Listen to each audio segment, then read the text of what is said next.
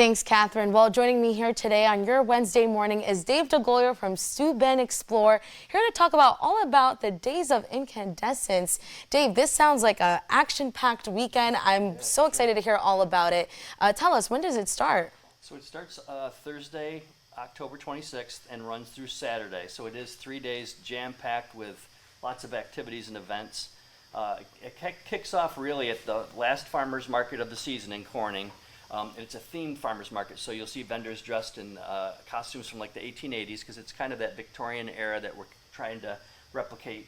And there'll be live music that day from 11 to 1 in the park, in the square, for part of the farmers market. And then that kind of kicks things off. There's guided walking tours, so we have actors dressed up as people from 1880s, and they give walking tours around Corning. And then that evening there's a Ghosts of Glass Making cemetery tour, so folks get to go explore the cemetery, learn about some glass innovators and artists, and then go back to Heritage Village and have some libations there. Friday there's a libations crawl, which was very popular last year. A lot of people came in costume. There will be 10 actors in different locations as characters from Corning's past. And you get to go interact with them. You get a tasting vessel. You go to 10 different spots to actually taste local craft beer and wine. That's a lot of fun Friday from 5 to 9. And then Saturday, also jam-packed, there's a story station. So there's 5 different locations where actors are set up so kids can go and kind of learn a little bit about local history, kind of make history come to life. They get to collect these little light bulb stickers, and if they get 5 stickers, they can turn them in for a special prize in Centerway Square. That's from 1 to 4. And then there's the Days of Incandescence celebration Saturday in Riverfront Park, where there'll be vendors, a juggler, the Headless Horseman will be there. There'll be just a lot of fun. There's a community jack-o'-lantern contest that was, again, very popular last year. We're asking people to carve your pumpkins, bring them in. We'll set them up, it makes a beautiful display, and then we're going to have a competition, so we'll have some prizes for people, and then you can take your jack-o'-lantern back home at the end of the day for for Halloween.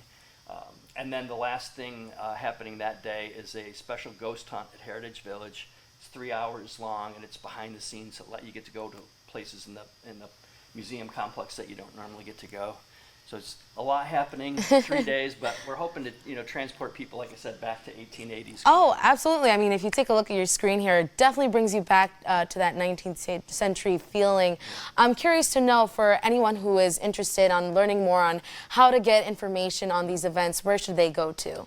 So the easiest way would be to go to exploresteuben.com and then just look under events, and the Days of Incandescence, everything is listed right there. Or you could just go to daysofincandescence.com. Incandescence is kind of tricky to spell and say. It's a mashup of local and world history and the mystery and magic of Halloween. So we kind of blended those together. Awesome. And you were telling me that folks can also probably grab a newspaper to get a rundown of what's going on as they're venturing out throughout the interactive activities. Yeah, we create a mock newspaper, replica 1880s newspaper. It has actual historic events that happened in the 1880s, and then the interior section is everything that's related to the events going on. Wonderful. Well, thank you so much, Dave, for breaking that down for us. And if you would like more information on all the jam-packed events happening that last weekend of October, go to www.weny.com. But for now, I'll send it back over to you, Kurt.